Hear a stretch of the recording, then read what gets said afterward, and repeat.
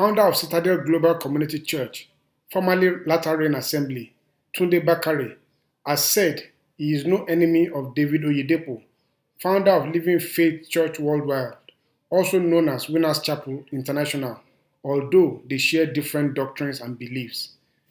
Bakare said this on Saturday, August 28, during a TVC program with Sam Omasheye tagged The Big Talk.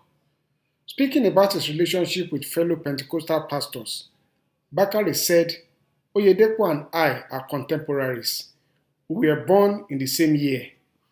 Oyedepo was born in August 1954, and I was born in September. We are contemporaries. God has really blessed him and used him. We have differences in doctrine, what we believe, but that does not make us enemies. Bakare said he and Oyedepo were on a plane one time and another brother was coming over to greet him, but on seeing them together, he froze. That there is a difference between issues and persons. We can defend the gospel, but those who do not and destroy it will die before their time. I have nothing personal against any man of God, but I will always defend the truth that I know, and I will always make it plain.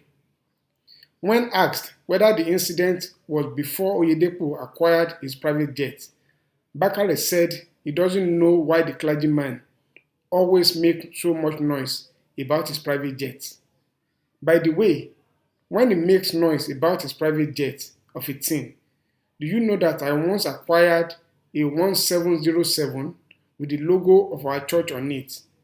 Are you aware of that? But we use it for business.